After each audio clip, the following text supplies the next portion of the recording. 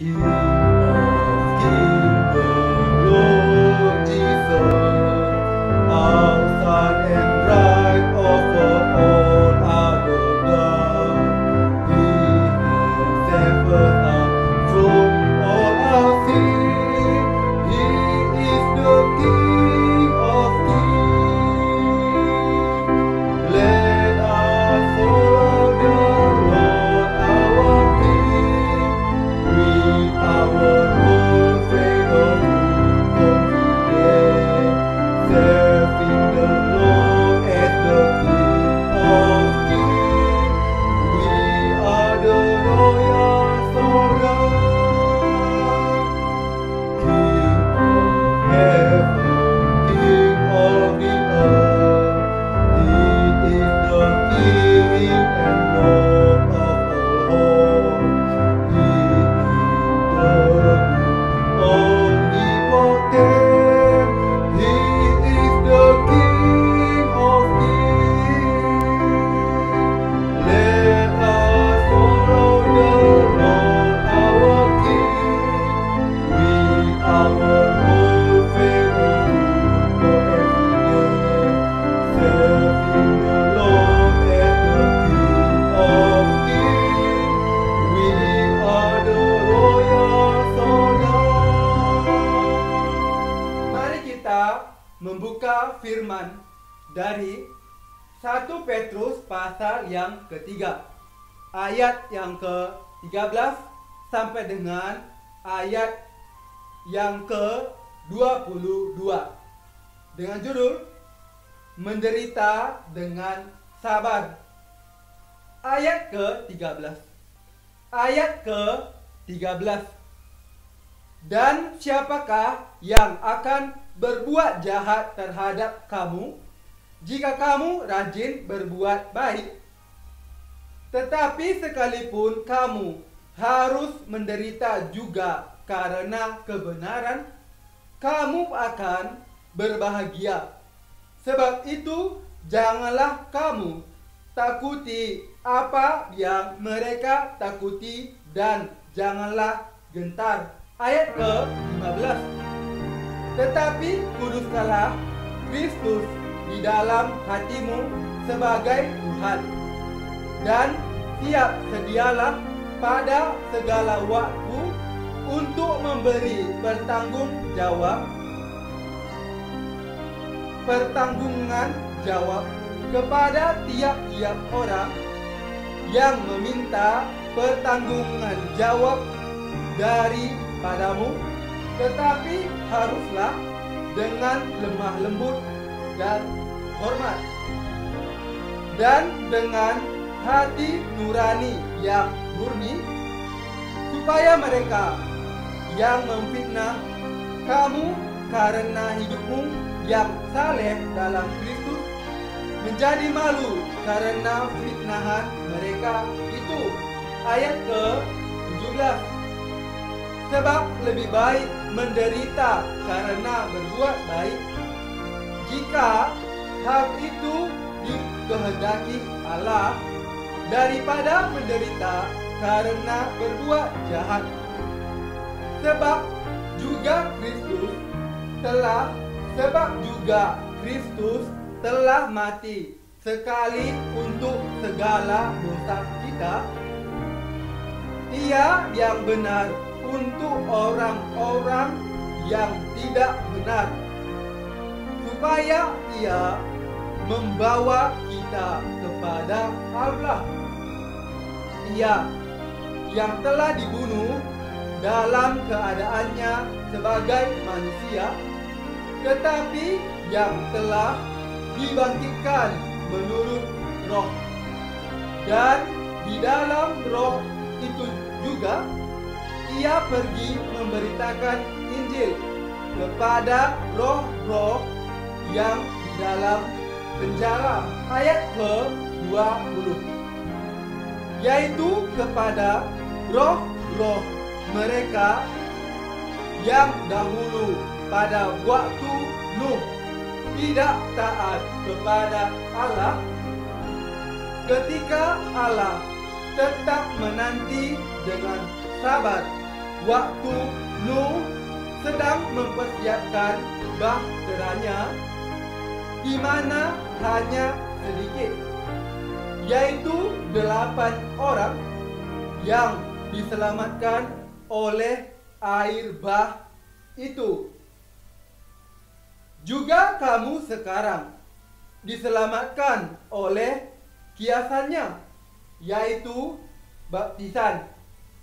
Maksudnya bukan untuk membersihkan kenajisan jasmani, melainkan untuk memohonkan hati nurani yang baik kepada Allah oleh kebangkitan Yesus Kristus yang duduk di sebelah kanan Allah setelah Ia naik ke surga sesudah segala malaikat, kuasa dan kekuatan ditaklukkan kepadanya.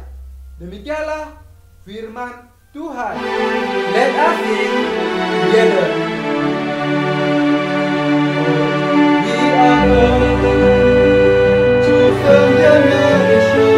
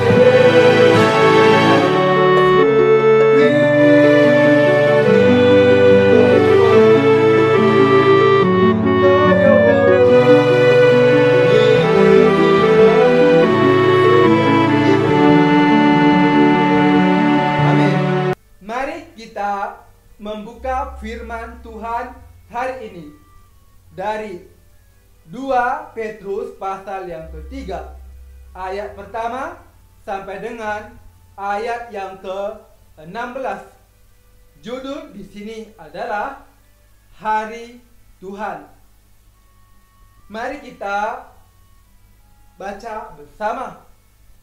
Ayat pertama. Saudara-saudara yang kekasih, ini sudah surat yang kedua yang kutulis kepadamu.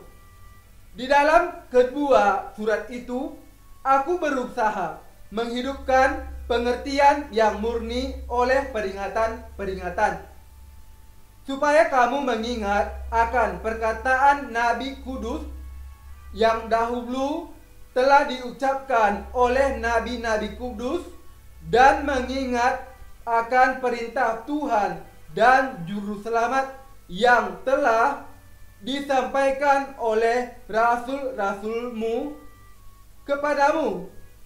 Yang terutama harus kamu ketahui ialah bahwa pada hari-hari zaman akhir akan tampil pengejek-pengejek dengan ejekan-ejekannya, yaitu orang-orang yang hidup menuruti hawa nafsunya, Kata mereka, "Di manakah janji tentang kedatangannya itu? Sebab sejak bapa-bapa leluhur kita meninggal, segala sesuatu tetap seperti semula pada waktu dunia diciptakan." Ayat ke-5. Mereka sengaja tidak mau tahu bahwa oleh firman Allah langit telah ada sejak dahulu, dan juga bumi yang berasal dari air dan oleh air, dan bahwa oleh air itu bumi yang dahulu telah binasa dimusnahkan oleh air bah. Tetapi oleh firman itu juga langit dan bumi yang sekarang terpelihara dari api dan disimpan untuk hari penghakiman dan kebinasaan orang-orang fasik. Akan tetapi, saudara-saudaraku yang kekasih, yang satu ini tidak boleh kamu lupakan, yaitu bahwa di hadapan Tuhan satu hari sama seperti 1000 tahun, dan 1000 tahun sama seperti satu hari. Ayat ke-9.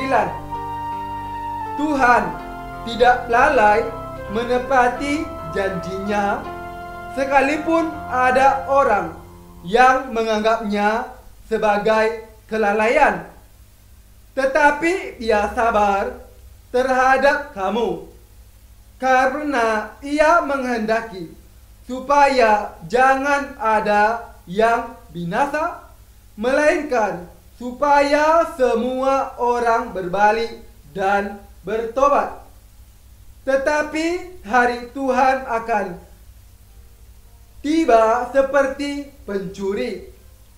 Pada hari itu langit akan lenyap dengan gemuruh yang dahsyat, dan unsur-unsur dunia dan segala yang ada di atasnya akan hilang lenyap. Jadi, jika segala sesuatu ini akan hancur secara demikian, betapa suci dan salehnya kamu harus hidup, yaitu kamu yang menantikan dan mempercepat kedatangan hari Allah. Pada hari itu langit akan binasa dalam api, dan unsur-unsur dunia akan hancur karena nyalanya. Ayat ke-13. Sebab itu, saudara-saudaraku yang kekasih, sambil menantikan semuanya ini, kamu harus berusaha supaya kamu kedapatan tak. Ayat ke-14. Sebab itu, saudara-saudaraku yang kekasih, sambil menantikan semuanya ini, kamu harus berusaha supaya kamu kedapatan tak bercacat dan tak bernoda di hadapannya dalam perdamaian dengan Dia.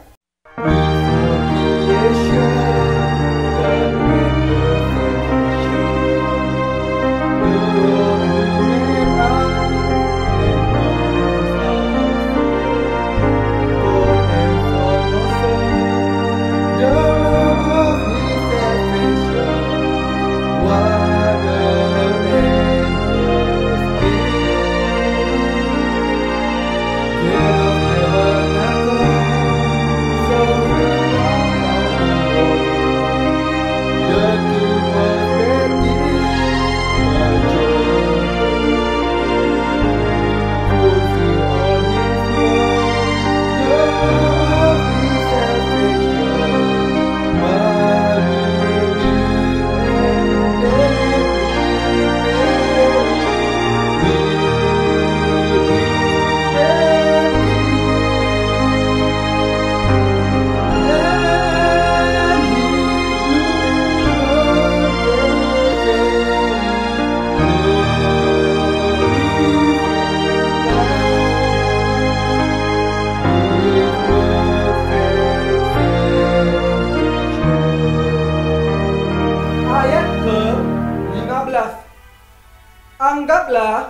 kesabaran Tuhan kita sebagai kesempatan bagimu untuk beroleh selamat, seperti juga Paulus, saudara kita yang kekasih, telah menulis kepadamu menurut hikmat yang dikaruniakan kepadanya. Ayat ke-16. Hal itu dibuatnya dalam semua suratnya apabila ia berbicara tentang perkara-perkara ini. Dalam surat-suratnya itu ada hal-hal yang sukar difahami sehingga orang-orang yang tidak memahaminya dan yang tidak teguh imannya memutarbalikkannya menjadi kebinasaan mereka sendiri, sama seperti yang juga mereka buat dengan tulisan-tulisan yang lain. Ayat ke-16. Hal itu dibuatnya dalam semua suratnya apabila ia berbicara tentang perkara-perkara ini.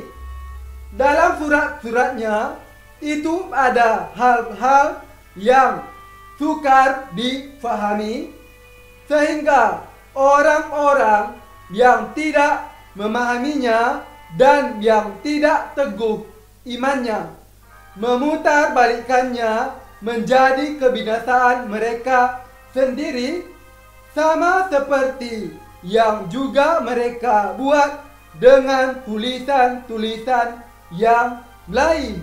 Demikianlah firman Tuhan. Tuhan Yesus memberkati.